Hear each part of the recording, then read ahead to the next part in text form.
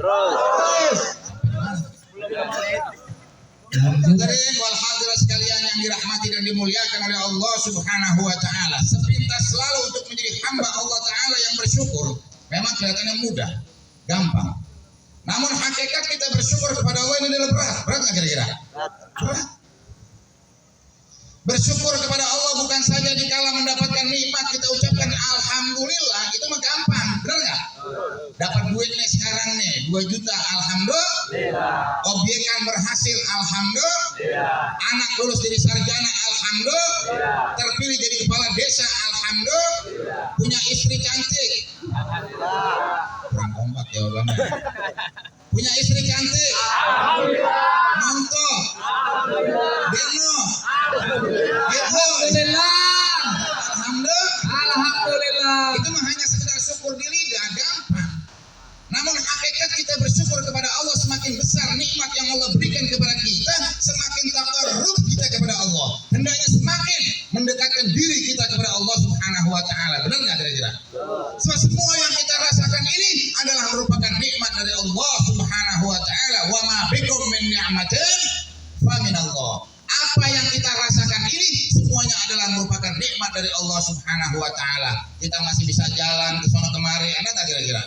Orang-orang udah banyak yang merasa stroke di rumah, benar nggak? Iya. Banyak juga yang pada dirawat di rumah sakit, benar nggak kira-kira? Iya. Udah pada kagak bisa makan, udah.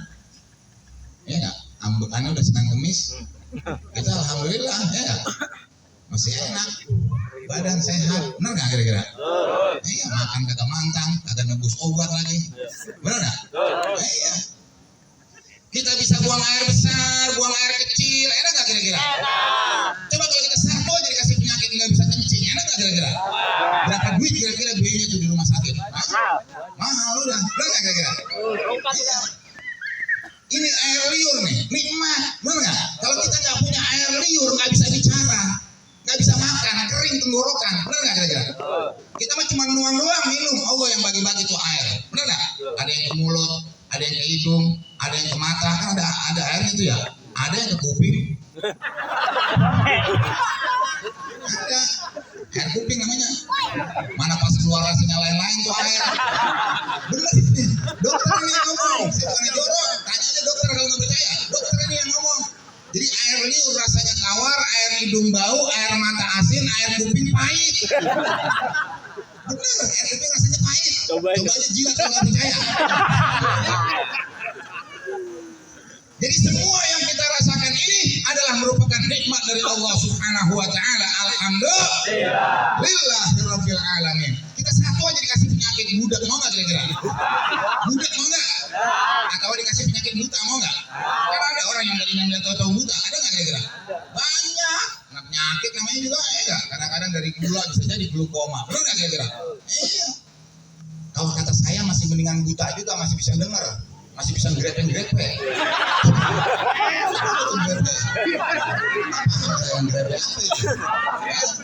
Dia ngeraba-ngeraba gitu. Kalau orang buta kan ngeraba-ngeraba namanya ya. Kalau kata saya masih mendingan buta juga daripada budak. Masih mendingan buta juga daripada budak. Mendingan mana kira-kira? Hah? Dengan dua-duanya ya? Sama saya juga udah. Ini ada ceritanya sedikit. Hah? Jangan dikit-dikit aja dulu. Ntar kalau kebanyakan kagak ngundang lagi jadinya. Jadi satu rumah, sekeluarga, lakinya budak, bininya budak, anak perawannya satu-satunya budak juga lagi. Jadi namanya keluarga budak. Kita cerita yang enak-enak aja deh ya. Bener nggak? Kalau cerita kematian ntar pada ketakutan lagi. Mati mah kita takut-takut, tapi juga ujung-ujungnya mati semua ini kita. Benar nggak? Kita semua lagi nungguin ini ngantri. Kalau ngantri sembako sih enak. Ini kita ngantri masuk dalam kubur, benar nggak? Siapa yang lebih dulu? Wallahu a'lam bishawab.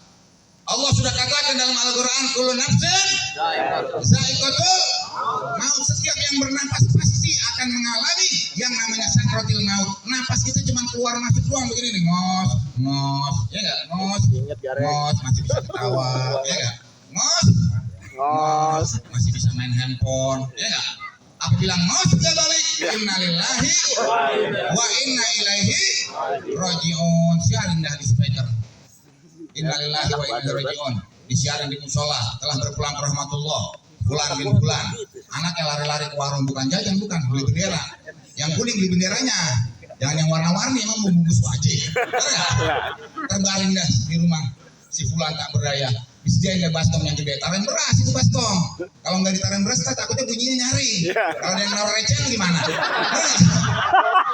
Betul nggak kira-kira? Datang dah Amel, biasa Amel mandiin, ya nggak? Disiapin dah kantong plastik 3, ya nggak? Kain putih 3, benar nggak? Tali 3 buat ngikat, tuh. Kantong plastik 3, benar nggak? Buat nyebokin tuh, kantong plastik, ya nggak? Tali 3, dibungkus dah kita, diikat, pakai tali 3 di bedong, benar nggak? Betul nggak kira-kira? Waktu lahir kita di bedong, udah mati diapain? Dibungkus juga kita di bedong, bener nggak? Iya, bawa dan terus digotong kita, pakai kurung batang, pakai apaan gotongnya? Hah? Naik kendaraan yang udah kagak ada rodanya udah, ya nggak? Pakai kaki 8, depan 2, belakang 2, bener nggak? Itu kendaraan produk terakhir, made in Indonesia. Itu peloknya dari betis. Kagak pakai ban lagi udah. Iya nggak? Iya. Kagak pakai baut lagi itu bannya. Kendaraan terakhir. Namanya kurung batang. Benar nggak? Yang ditaruh di mana aja aman, orang kagak colong. Kan aman ya? Orang takut. Aman ada kurung batang di mana juga kagak orang colong, kan nggak? Iya. Siapa yang berani nyolong kurung batang? Dikasih aja orang ogah. Nah ini benar cerita nyata ini. Ada di daerah sana tuh, daerah Bilir ada musola, kurung batangnya udah jelek, besi-besinya udah pada karat, ada tukang pulung lewat dikasih ogah tukang pulung, yang lumayan besinya ya, udah rapi di bawah dah, digotong, pakai kurung batang. Ini yang kebetulan yang meninggal orang Klender, nguburinnya ke Cilengsi, jauh banget, orang tanahnya habis, kena gengsuran itu BKT, baru lihat duit banyak, jantungan kaget mati. Iya, kalau orang kaya kan mati yang nganterin banyak itu ya. Iya, mobil ada 50, motor ada 200. Wah, masing-masing pada bawa bendera di jalan, galak-galak banget lagi main nyambutnya. Saya lihat apa bingung, saya kira orang berantem kali. Polisi kan lihat diem aja udah. Siapa yang berani nangkep mayit? Ada orang yang berani nangkep mayit, ada nggak kira-kira? Saya belum pernah dengar beritanya dari kecil sampai sekarang. Kali disiarin di TV. Telah ditangkap sebuah mayit lengkap dengan kurung batangnya, bawa dah di TPU, di tempat peristirahatan yang terakhir, ditaruh dah kita di bawah, ya enggak? Kalau mati adanya di mana? Di bawah, nggak pakai kasur lagi udah tidurnya, benar nggak? Nggak pakai spring bed lagi udah, benar nggak? Iya, keluarga datang cuma ngelongok doang udah ditinggal kita, benar nggak kira-kira? Anak yang kita sayang ditinggal, benar nggak? Iya, semua banda nggak kita bawa, mandinya aja di luar, kagak di dalam. Orang kalau udah mati mandinya di luar, benar nggak? Kalau di dalam becek soalnya, benar nggak kira-kira? Ada mentang-mentang dia kaya mati mandinya di dalam, ada nggak kira-kira? Ada di luar udah. Mau kaya kayak mau miskin sama, ya nggak? Mau jelek mau cakep, ya nggak? Mau kurus mau gemuk, mau putih mau hitam, mandinya di luar udah. Kalau udah mati, benar nggak? Nggak ada yang mandi di dalam, benar nggak kira-kira? Iya, taruh udah di bawah. Itu di bawah biasa yang nanggapin kan 3 orang. Ya nggak, ingetin nih. Iya. Ya nggak, jangan sampai lupa, jangan sampai 4 orang kagak muat soalnya enggak. Gemuk-gemuk yang nanggapin di bawah 4 orang lagi, aman. Ya nggak, itu yang di bawah, yang lagi nanggapin mayit, bilangin pakaiannya yang rapi. Ya nggak, ini mah kadang-kadang di bawah yang nanggapin aki-aki, mana pakai celana pendek, mana baring rokok lagi, nanggapin mayit baring rokok, rokoknya jigo yang awet, jigo yang barangnya gede. Ketika nanti mereka bisa kebakaran mayit. Lagi nurunin mayit di atas jangan ada ngobrol, bilangin betul ini jangan ada ngobrol. Ini mah kadang-kadang ada yang ngobrol, ada yang ngobek lagi. Kalau sama tanah udah laku sama pojok. Ini orang yang udah aman bukan tanah dia. Jangan dong bacain Quran, bacain Yasin, betul nggak? Pada saat diuruk itu bacain Yasin. Iqra'u ala mautakum Yasin, betul nggak? Bacakanlah kepada orang yang sudah meninggal dunia itu surah Yasin. Betul nggak kira-kira? Ini Nabi yang ngomong, hadirin saya cuma nyampein doang. Benar nggak? Nah terus ditaruh di bawah, udahnya tempatnya sempit, dimiringin lagi tidurnya, ditekan terus sampai nyium tanah, benar nggak? Bakalan ngalamin kita semuanya ini, ya nggak? Ayo, ditutup udah pakai papan 10, jangan dinomorin tuh papan. Ntar dinomorin lagi. Kamu menutup warung.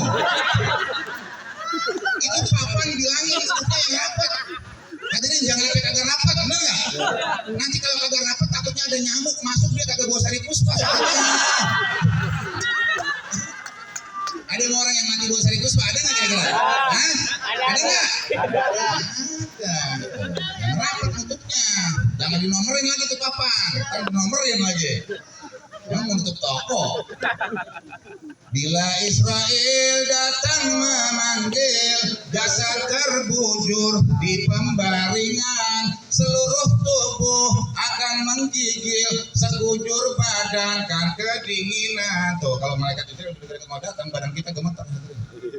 Ya enggak? Gemetar kedinginan. Berani sama malaikat Israel? Berani enggak? Malaikat Israel itu kagak makan, kagak minum, hadirin, nggak bisa disogok dia itu. Kagak doyan duit malaikat Israel mah. Bener nggak kira-kira? Ya jangan lagi sama malaikat Israel. Ya nggak? Bapak-bapak cuma kumisnya doang gede, sama bini takut. Jangan lagi malaikat Israel sama bini jadi takut. Bini mana ngadat mulu. Bininya ngadat mulu. Dandan kalau lagi ke pasar doang mau kondangan. Dan hari-hari kerjaannya geletak aja di balai.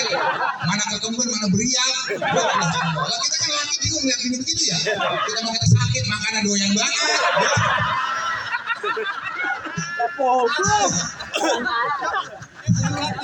Terus ini.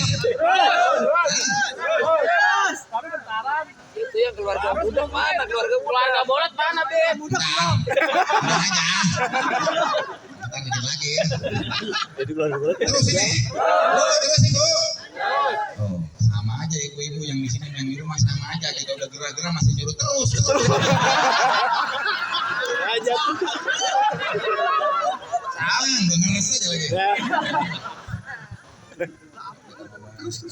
Kalau kita buka kisah yang sebenarnya mau lihat orang ngantuk lagi ini aja deh ya, bercanda ya. Iya. Tapi ini ilmu, biar kayak gini juga. Benar nggak kira-kira? Datang masanya insaflah diri, selimut putih pembalut badan, tinggal semua yang dikasihi, berbaktilah hidup sepanjang zaman. Tuh kita disuruh berbakti sepanjang zaman. Benar nggak kira-kira?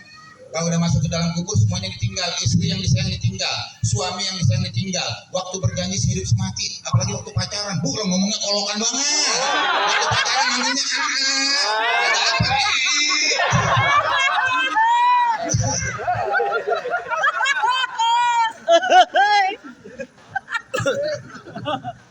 Terus ini. Oh jadi tadi kembali kepada cerita yang budak, tiga-tiganya budak semua. Tiga-tiganya budak semua. Kalau pagi-pagi bapaknya habis sembahyang subuh terus ke sawah ngelumpuh, bawa sapinya 2. Kebetulan waktu itu hari Minggu pagi banyak orang pada lari pagi, orang kaya, pejabat, saudagar pada lari pagi dan tuh. Orang kaya ini mereka lihat si bapak ini lagi ngelumpuh, sapinya 2 bagus-bagus. Orang kaya ini cukup kagum, angkat tangan, negor, Pak, sapinya bagus-bagus, gemuk-gemuk. Karena si bapak ini tahu, dia ngeliat yang angkat tangan itu orang kaya, dia bilang apa? Kagak, gua kagak jual sapi gua. Kan jauh banget ya. Kata orang kaya, gua bilang sapinya bagus-bagus, gemuk-gemuk, dia bilang dia kagak jual. Mentang-mentang gua orang kaya. Siang kira-kira jam 10, jam 11 bininya datang. Biasa deh tuh tiap hari bawain nasi, sayur asam, sama ikan japu di garang dah. Sama sambal goang dah, ya enggak? Orang dulu kan sambal goang namanya ya, nggak tahu ya. Iya, saya ngalamin kadang-kadang bekal nasinya dibungkus sama daun pisang dulu waktu sekolah SD itu. Ngalamin saya itu, nggak begitu. Ya kagak pakai jajan lagi udah gitu dulu. Kagak dikasih jajan. Dikasih jajan ini gocap hilang lagi. Dulu gocapan tuh yang gambar burung rak.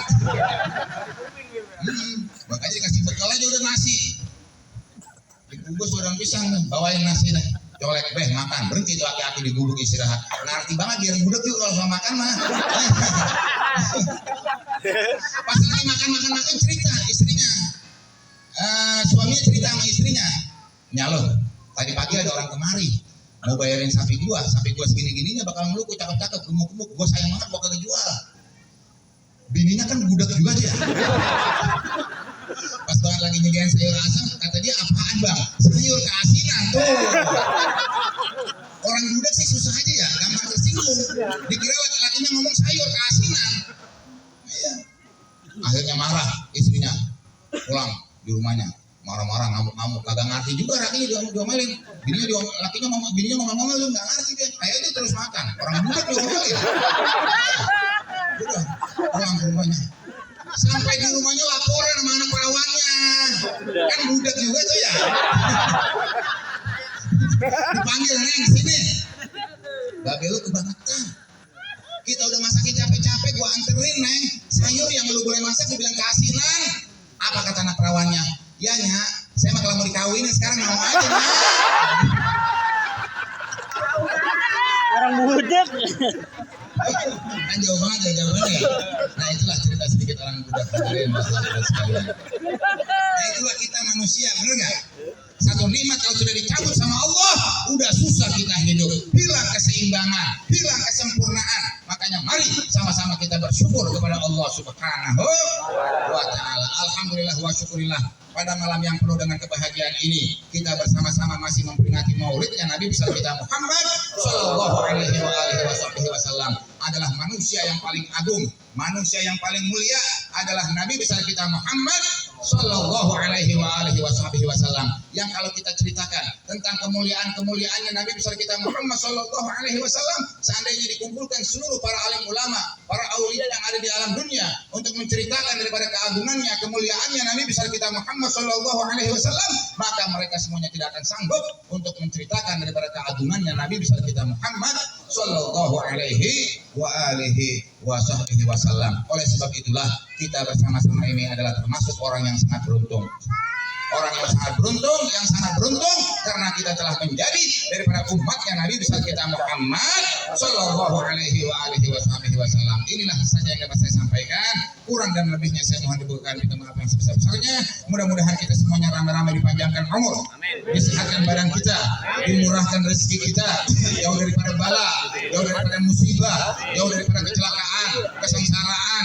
Mudah-mudahan kita semuanya diselamatkan oleh Allah Subhanahu wa Ta'ala min darid dunya ila daril akhirah. Ya Allah ya Rabb, berkat kekasihmu yang tercinta Habibuna Muhammad Sallallahu Alaihi Wasallam dan para wali-walimu ya Allah, ampunilah dosa-dosa kami ya Allah dan dosa kedua orang tua kami ya Allah. Selamatkanlah kami semua dari aliran-aliran yang sesat ya Allah. Ya Allah ya Tuhan kami, sembuhkanlah jika ada yang sakit di antara kami ya Allah. Sembuhkanlah dalam waktu yang singkat dan cepat dengan kesembuhan yang tidak mendatangkan sakit setelahnya ya Allah. Ya Allah ya Tuhan kami, panjangkanlah umur guru dan ulama-ulama kami ya Allah. Karena jika mereka meninggal dunia, siapa yang akan membimbing kami ya Allah? Siapa yang akan menuntun kami ya Allah menuju ke jalan yang Kau redhoi ya Allah. Ya Allah ya Tuhan kami, ampunilah dosa-dosa kami ya Allah dan dosa kedua orang tua kami ya Allah. Ya Allah ya Tuhan kami, kabulkanlah hajat-hajat kami ya Allah, hajat dunia maupun akhirat ya Allah. Turunkanlah rahmat-Mu pada malam hari ini ya Allah.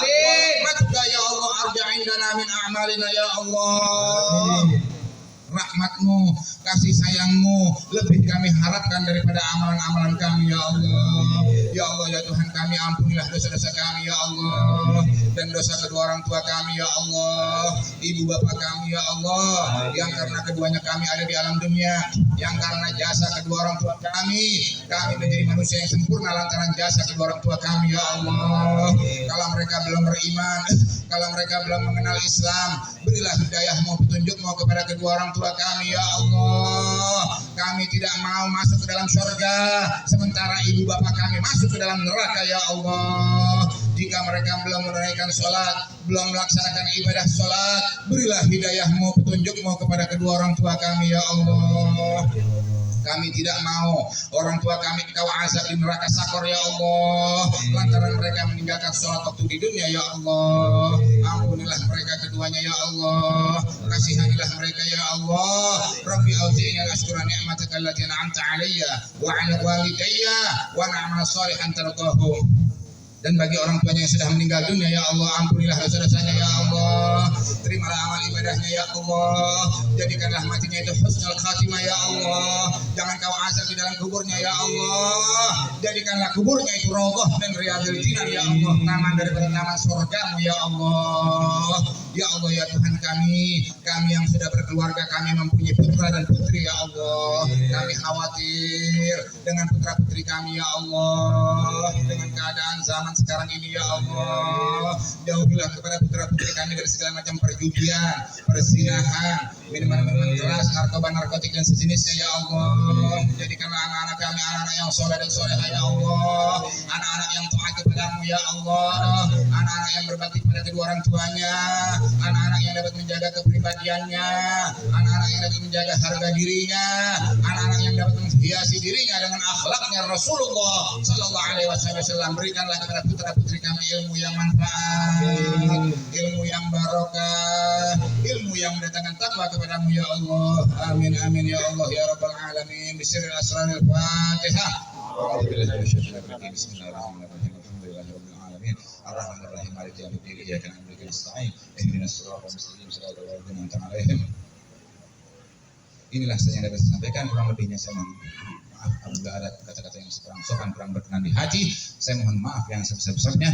Maklumlah saudara kata seorang penyair mantan lazim masjid wa man lahu husnul bagat illa Muhammadil hadi alladzi alaihi Jibril habat. Artinya siapa sih orang yang enggak pernah salah? Dan siapa sih orang yang selalu betul terus kecuali Nabi besar kita Muhammad Sallallahu Alaihi Wasallam yang telah mendapatkan petunjuk, yang Allah telah mengutus malaikat Jibril yang selalu memberikan wahyu dan menjaga Nabi besar kita Muhammad Sallallahu Alaihi Wasallam. Inilah yang dapat saya sampaikan. Kurang dan lebihnya saya mohon maaf. Wal minkum. Wassalamualaikum warahmatullahi wabarakatuh. Waalaikumsalam.